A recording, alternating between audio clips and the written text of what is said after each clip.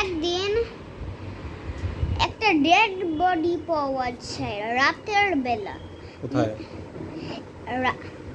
একটা শর্টকাট রাস্তায় একটা ডেড বডি পাওয়া যায়। সেখানে পুলিশ ছিল কিন্তু ডিটেকটিভ ছিল না। ওখানে ডিটেকটিভকে ডাকা হয়। ডিটেকটিভ ওর ডেড বডিটা চেক করে। আচ্ছা। ও বুঝতে পারে না ওর হাতে একটা চিহ্ন দেওয়ানো ছিল। আচ্ছা। এই হাতে। আচ্ছা। এখানে এই যে দেখো এখানে। ও আচ্ছা। তারপর আরেকটা ডেড বডি পাওয়া যায় কালকে রাতের বেলা। আচ্ছা। তারপর মিহুল সেখানে পৌঁছে যায়। পুলিশ বলে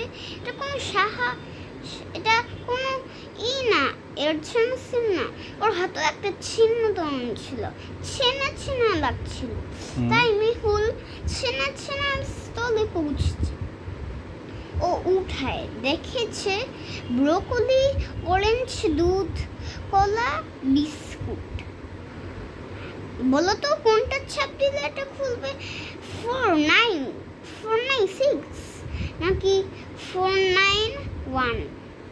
বলো বাবা।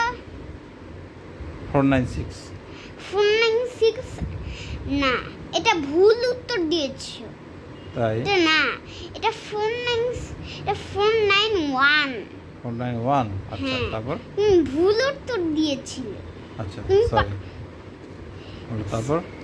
তারপর মিহুল ছাপতে তার ওই দরজাটা খুলেছে। ভিতরে দেখে যে একটা ফোন। আচ্ছা। ও কিছু না করে দেখতেছে। আচ্ছা।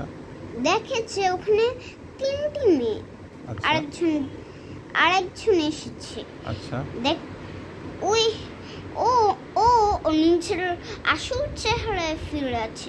সে হচ্ছে ভ্যাম্পায়ার।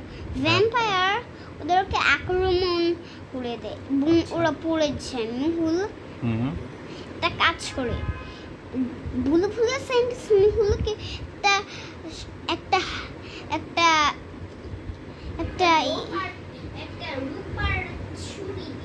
একটা রূপার ছুরি দিয়েছিল না, সেটা বের করে ও ভ্যাম্পায়ার দিকে ছুরি মারে ঢুকে। কিন্তু ও একটা বাদুড় হয়েছে ভ্যাম্পায়ারটা, এবং বাদুড়টা পালিয়েছে। মিহুল যেতে মিহুল ওকে ধাওয়া করে। পুলিশও ওরা পৌঁছেছে। একটা গুহাও দেখতে পায়। সেই ঘরটা লক ছিল। 25, 26, 29 কোনটা চাপ দিতে হবে বলো তো বাবা?